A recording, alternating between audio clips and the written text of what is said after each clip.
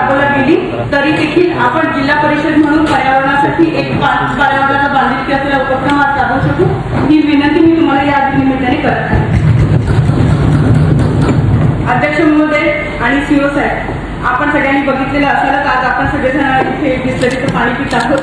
आपल्या सगळ्यांना पाणी येत आहे आणि तुम्ही बघितलं असेल बिस्लरीची किंमत ही साधारण 20 रुपये आहे. आज अनेक जण माझ्या केबिनमध्येही बिस्लरीच्या पाणी येतात, सगळ्यांच्या केबिनमध्ये बिस्लरीच्या पाण्याच्या बॉटल्स येतात. पण आपण सगळ्यांनी बघितलंय का की आपल्याकडचे जिल्हा परिषदेमधले वॉटर कूलर हे सगळे बंद आहेत. याच्यासाठी प्रशासकीय अधिकारी कोण आहे कृपया तरी त्याचं उत्तर द्या. मी या ठिकाणी याचा पाठपुरावा करण्याचा प्रयत्न केला. कर्मचाऱ्यांना देखील विचारलं तर कर्मचारी बिचारे इथले कॉन्ट्री करून एक जार मागवते आणि त्याचं पाणी घेतात. आज आपल्याला सगळ्यांना माहिती आहे की 200 ते 300 रुपये तिकीट खर्च करून इथे जिल्हा परिषदेमध्ये यायचं, त्यात 60 रुपयाच्या बॉटल खर्च करायचं हे गरिबांना परवडणार नाहीये. आधी प्रशासक होतं त्यामुळे स्लो होतं. साहेब आपण आल्यामुळे थोडी गती त्या ठिकाणी प्राप्त झालेली आहे. अधिकारी असतील तर कृपया त्यांनी उत्तर द्यावं. माझी विनंती आहे की इथले वॉटर कूलर चालू करा. पाण्याचं आता तुम्ही पाण्याचं तडाखाबड का आहात कोण आहे तर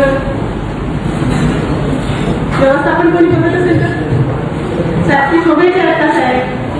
शोभेचे आहेत आपले वॉटर कूलर चालू करायचे आपण त्याच्याला बांधकाम करून घेतो करून देऊ 3-4 मिळायला आपण करून देऊ. हा तर सगळं वरचं बंद आहे त्याचं बंद आहे सगळीकडे करून बॉटल चालत आहे.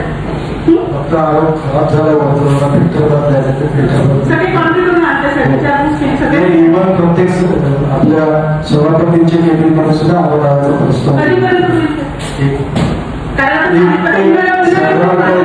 20 दिवस वर्कआउट प्रोसेस करून मला 35 दिवस लागतो.